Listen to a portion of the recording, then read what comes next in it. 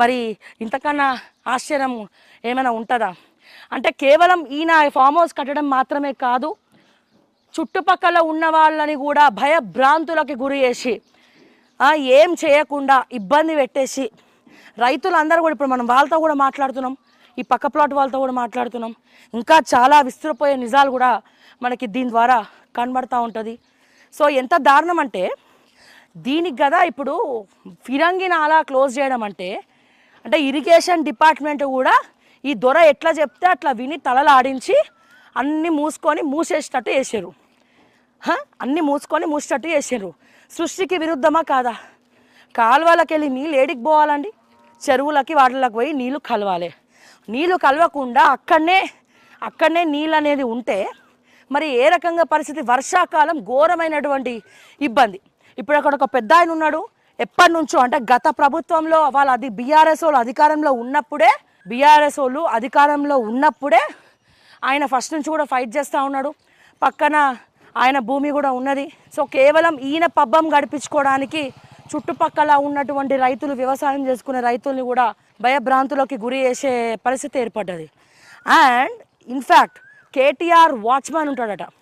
ఈ వాచ్మ్యాన్ కూడా కాలర్ ఇట్లా ఎగరేసుకొని తిరుగుతాడంటే మళ్ళీ మూడోసారి మా ప్రభుత్వమే వస్తుంది రాబాయ్, అప్పుడు ఉంటుంది మీ సంగతి అన్నట్టు. ఇక బిల్డప్ మామూలుగా లేదు. మరి ఇప్పుడు డిప్రెషన్లోకి పోయి సప్రెషన్లోకి పోయిండా? ఆ డిప్రెషన్ అంతా నొక్కుకొని మా కేటీఆర్ గారు మా యూట్యూబ్ ఛానళ్ళ మీద పడ్డరా ఏందనేది తెలియదు. కానీ పాపము వాళ్ళ ఆలోచనలన్నీ కూడా తారాస్థాయికి చేరినాయి అన్నట్టు. అంటే మూడోసారి కూడా మా ప్రభుత్వమే వస్తుంది. సో ఆడిందే ఆట, పాడిందే పాట, కోతిరికి కొబ్బరి చిప్పనిచ్చినట్టు మరి తెలంగాణ ప్రజలు వీళ్ళకి అధికారం ఇస్తే వీళ్ళ ఫామ్ హౌస్లకి మిషన్ భగీరథ నీళ్ళు 1,00,000 లీటర్ల నీళ్ళు అనేది డైరెక్ట్ ఫామ్ హౌస్లకి, తాగే నీళ్ళు మిషన్ భగీరథ అనేది తాగే నీళ్ళు 5 గ్రామాలకి చెందినటువంటి తాగే నీళ్ళను ఓన్లీ కేటీఆర్ ఫామ్ హౌస్లోకి మొక్కలకి వాడుతున్నారంటే ఇక ఎంత ఘోరంగా ఆయన అధికార దుర్వినియోగం అనేది చేసిండు. అండ్ అదే రకంగా ఒక ఎడ్యుకేటెడ్ పర్సన్గా ఏమనంటే అమెరికా డల్లాసు కల్లాసు ఆడ పని చేసినా అది చేసినా అని గప్పాలు కొడతారు కదా మన దొర.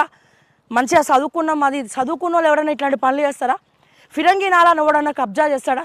33 ఫీట్ల ఉన్న ఫిరంగి నాలాని కబ్జా చేసి పైన సిమెంట్ మొత్తం కూడా కప్పేసి పైన గేటు పెట్టుకున్నాడు. ఆ ఫిరంగి నాలా అడ్డు ఉందని చెప్పి ఫిరంగి నాలానే కబ్జా చేసినటువంటి ది గ్రేట్ లెజెండరీ లీడర్గా మన కేటీఆర్ గారు చరిత్రకెక్కుతాడు. మీరు చూడొచ్చు ఇక్కడంతా కూడా గిదే పాపము. ఈయన మొత్తం కూడా మట్టి తవ్వి డబల్ మట్టే ఇప్పిస్తున్నాడు నీళ్ళ ఆపనికి. ఎందుకని? ఆయన ఒక్కడట్లా కాలువ క్లోజ్ చేయడం వల్ల ఈ చుట్టుపక్కల ఉన్నటువంటి రైతులు ఎక్కడెక్కడైతే చుట్టుపక్కల భూములు ఉన్నాయి ఒకసారి అండి మొత్తం వాటర్ సప్లయర్ వాహనాడ మొత్తం కూడా తవ్వి పెట్టి రుచిగా.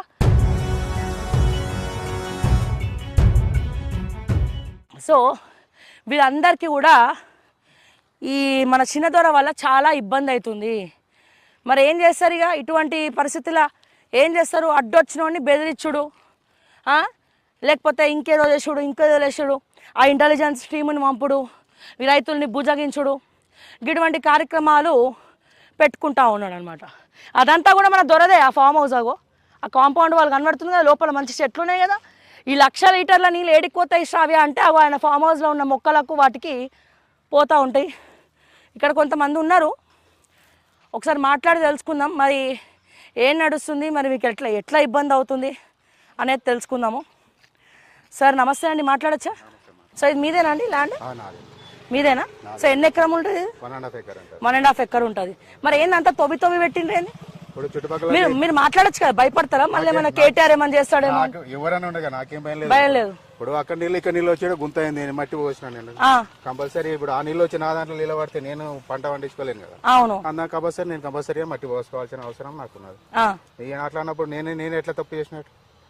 ఇప్పుడు పక్క వాళ్ళు మట్టి పోసి ఆ నీళ్ళన్నీ ఇక్కడ వస్తే నా నీళ్ళు ఇల్లు గుంత వస్తే నిలబడతాయి కదా, మీకు కనిపిస్తలేదా? జనరల్ గా నేనేమో తప్పు చేసి ఒకసారి మన తెలంగాణ ప్రేక్షకులందరికీ క్లియర్ గా ఏం జరుగుతుంది అనేది చెప్పండి. నేను ఎక్స్ప్లెయిన్ చేసిన నేనేమంటున్నా అంటే ఇప్పుడు 111 జీవోలో కట్టుకోవద్దంటారు. ఇప్పుడు అందరు ఫామ్ హౌస్ అన్ని అవుతున్నాయి. ఇప్పుడు మీరు అన్ని తీసుకోరు కదా, మళ్ళీ ఇక్కడ ఏమైతుంది? మేము 111 జీవోలో మరి మేము ఎందుకు కట్టుకోవద్దు? మా లాంటి వాళ్ళు చిన్న వాళ్ళు ఇక్కడ చేస్తే మరి మీకెందుకు ఇబ్బంది? గవర్నమెంట్ కూడా 311 జీవో తీసేసామని చెప్పింది కదా ఇంతకు ముందు. మళ్ళీ ఇప్పుడు 311 జీవో తీస్తే మేము కట్టుకోనికి అవకాశాలే ఉన్నాయి. 311 ఇప్పుడు మళ్ళీ ఏమంటారు 311 జీవో మేము ఏదైనా కట్టాలంటే 311 జీవో అంటారు. మరి అలాంటప్పుడు మరి ఇది ఎక్కడ ఇష్యూ ఎందుకు వస్తుంది అంటే మీరు సరిగ్గా ఇనలేదు సార్. 311 జీవో ఎత్తేయడం లీడర్స్ మాత్రమే గవర్నమెంట్ చెప్పింది కదా. గవర్నమెంట్ చెప్పింది కదా. అలాంటప్పుడు మేము మాది ఎట్లా తప్పైతుంది? అదే నేను ఏమంటున్నా, లీడర్లకు మాత్రమే 311 జీవో ఎత్తేసిండ్రు. మీలాంటి సామాన్యులకు అట్లనే ఉంటుంది. ఇప్పుడు ఇప్పుడు నేను ఏదైనా పని చేయాలంటే రెవెన్యూ వాళ్ళు వస్తారు, ఇరిగేషన్ వాళ్ళు వస్తారు, ఆఫ్ చేస్తారు. నేను మొన్న మట్టి వస్తే ఇరిగేషన్ లో వచ్చి ఎందుకు వస్తున్నామని అడిగారు. మరి అలాంటప్పుడు ఇప్పుడు పక్క పొడత నీళ్ళు వచ్చి గుంతున్నప్పుడు గుంతలో నీళ్లు పోయకపోతే నీళ్లు ఉంటే మన పంట పండించుకుంటాను నాశనం అయిపోయినాయి కదా. దీనికి ఎవరు బాధ్యత వహించాలి? ఏ ప్రభుత్వం వచ్చిర్రు? నేను మట్టి పోస్తుంటే వద్దంటాను ఆపేసిన నేను మళ్ళీ అప్పుడే కట్టిన అప్పుడు ఇప్పుడు ఇంత పోసుకోవడం ఇప్పుడు డౌన్ ఇప్పుడు అక్కడ ఇక్కడ వాళ్ళు వచ్చి మట్టి పోసాకలో ఈడ డౌన్ అయితే నీళ్ళన్నీ వచ్చి అందరి నీళ్ళు. అలాంటప్పుడు మరి నేను ఎట్లా పంట పండియాలి? అవును, ఎవరు బాధ్యత దీనికి? ఇప్పుడు ఇంకోటి పిరంగి కాలువ నీళ్ళు అక్కడ వెళ్ళిపోవాలి. బుల్కాపూర్ నుంచి ఇక్కడే పోవాలి. నీళ్ళు ఎక్కడ పోవాలి? అక్కడనే ఉన్నాయి. నేను ఒక రోజు ఇట్లా నీళ్ళు పోతున్నాయి ఇదంతా ఇష్యూ అవుతుందా అంటేనేమో పెద్ద రెవెన్యూ వాళ్ళు వచ్చి పోనీ అనుకో. రెవెన్యూ డిపార్ట్మెంట్ వాళ్ళు కూడా సరిగా చూసుకోక ఎన్నోసారి సర్వే చేసారు. వాళ్ళు ఏం చేసినట్టు సర్వే చేసినా కూడా లాభం లేదు. మరి నేను అన్నాను ఆల్రెడీ నా దగ్గర వచ్చినప్పుడు నేను ఎంతవరకు అయితే కబ్జా ఉన్నా అంటున్నారు కదా మీరు. పిరంగి నాలు ఎంత ఉందో నేను అంత ఇచ్చిపెట్టి నేను కట్టుకుంటాను. నాకు పెద్ద లాసే నాకు చాలు. మరి మీరు అందరిని తీసేయమని చెప్పినాను. చేస్తామన్నారు ఇప్పటి వరకు దిక్కులేదు. మరి ఎవరు దీని బాధ్యత? ఇప్పుడు మీరు మట్టి పోయగానే నాకు డౌట్ అన్న ఏమనుకోదు. మీరు మట్టి పోయగానే మీ దగ్గరికి రెవెన్యూ వాళ్ళు వచ్చే, ఇరిగేషన్ వాళ్ళు వచ్చే, మరి అక్కడ కేటీఆర్ ఫామ్ హౌస్ కి ఎందుకు పోతారు? అది మీరు చెప్పాలి. మీలాంటి వాళ్ళు పెద్ద వాళ్ళు వచ్చి చెప్పాలి. అంతేనా? మేము ఎట్లా చెప్తాం? ఇప్పుడు మేము చిన్న రైతులు పెద్ద వాళ్ళతో మేము కొట్లాడలేం కదా. మరి అట్లాంటప్పుడు మీరే చెప్పాలి దానికి. మేమేమో చిన్న రైతులు 1 ఎకరా 2 ఎకరాలు ఉన్న వాళ్ళనేమో కట్టని వద్ద అంటారు. మరి పెద్ద వాళ్ళు కూడా ఎట్లా? ఇప్పుడు మీకు తెలిసిన చూడించండి మీరు. ఇప్పుడు మీడియా కూడా చూపించండి. నేనేమంటే ఎంతవరకు కబ్జా ఇప్పుడు చూపించుకోండి. మీరు ఏమైనా చేస్తారు మాకు సంబంధం లేదు. ఏమంటే పిరంగి నాలుగు ఉండాలా వద్దా? అవును, ఉండాలి. గవర్నమెంట్ ప్రకారం ఉండాలి.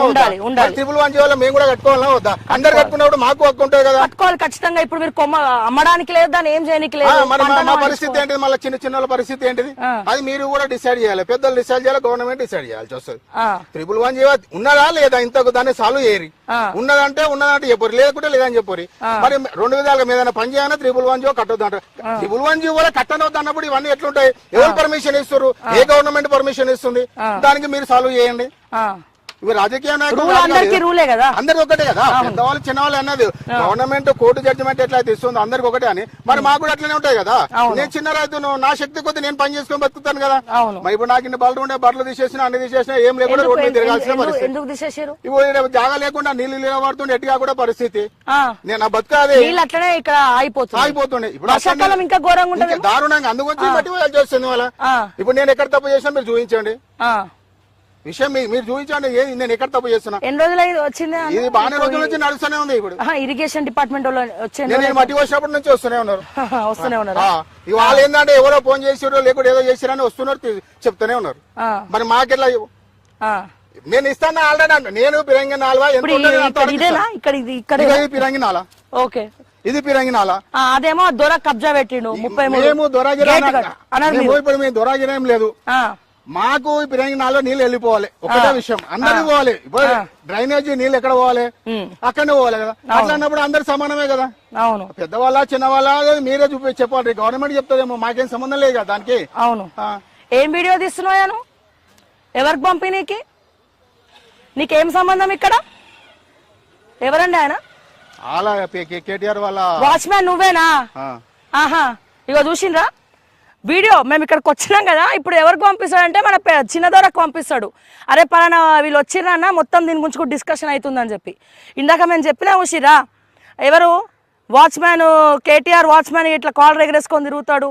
3వసారి కూడా మేమే అధికారంలోకి వస్తాం, అప్పుడు అంతా ఉంటుంది, అప్పుడు చూసుకుందాం అన్నట్టు కళ్ళు ఈడున్నాయి. మరి ఇప్పుడేడు ఉన్నాయో కళ్ళైన కోతిలాగా అట్లా పోతున్నాడు. దమ్ము లేదనుకుంటుండా, లేకపోతే ఏం చేస్తారు? ఎవరిని భయపడతారు? వీడియోలు తీసి మేమే వీడియోలు తీసి అందరిని భయపడుతున్నాము. ఇక మీరు మమ్మల్ని భయపెట్టేసేంత సీన్ ఉందా? అధికారం ఉన్నప్పుడే మీరు ఏం చేయలేదు, ఇప్పుడు ఏం చేస్తారు అంటున్నా నేను.